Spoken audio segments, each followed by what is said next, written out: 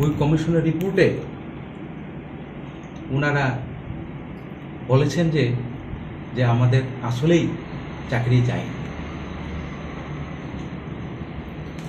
আর আমি বলতে চাই এখানে যে কোর্ট বা আদালত তথ্য প্রমাণ ছাড়া গল্পে কাউকে বিশ্বাস করে না, রায়ও দেয় না,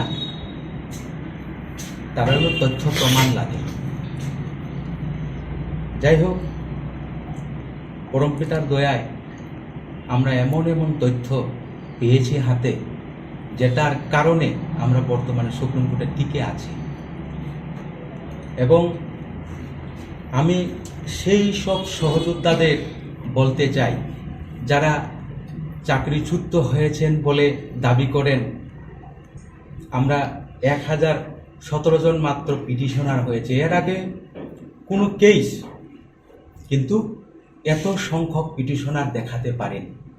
কোর্ট বরাবরই বুঝতে পেরেছেন যে 462 জনের লোকই বরাবর আমার কাছে চলে আছে। তাই আমি বলতে চাই, যারা গড় থেকে এরকম ভাবনা নিয়ে আছেন, ওনারা জিতলে আমরাও জিতব, ওনারা বৃথা বসে আছেন।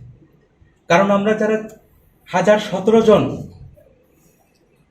আমরা আমাদের নাম, বাবার নাম, আমি কোথায় চাকরি করেছি, এই সমস্ত তথ্য সুপ্রিম কোর্টে রাখতে পেরেছি, কিন্তু ওনারা তো রাখতে পারেন। এখানে আমি বলবো আমাদের নেক্সট হিয়ারিংটা হবে 17 তারিখ মে। এই গত রায়ে, গত যে হিয়ারিং শুনানিতে যে সুপ্রিম কোর্ট 4 সপ্তাহ সময় বেঁধে নোটিশ করেছেন, অর্থাৎ আগামী 17 মে আমাদের নেক্সট হিয়ারিং হবে। আমরা সেই হিয়ারিংয়ের আগে যদি কেউ চায় যে আমাদের সাথে যুক্ত হতে, তাহলে এখানে শ্রদ্ধেয় শিক্ষক নারায়ণ বাবু আছেন, এখানে শ্রদ্ধেয় শিক্ষক সুমন স্যার আছেন, আরও বিভিন্ন জায়গাতে, যেমন শামসুদ্দিন স্যার আছেন নর্থের। আমাদের 8টা ডিস্ট্রিক্টে এরকম ভাগ ভাগ করে লোক রাখা আছে। তাই বিগত কয়েকদিন আগে একটা প্রেসে আমরা দেখেছি, বিভিন্ন সংবাদ মিডিয়াতে, যে আসলে 700 জন পিটিশনার নয়, 1017 জন পিটিশনার। প্রত্যেকেই যার যার ব্যক্তিগতভাবে এই নেই পাওয়ার এই কাজে হাত বাড়িয়েছেন।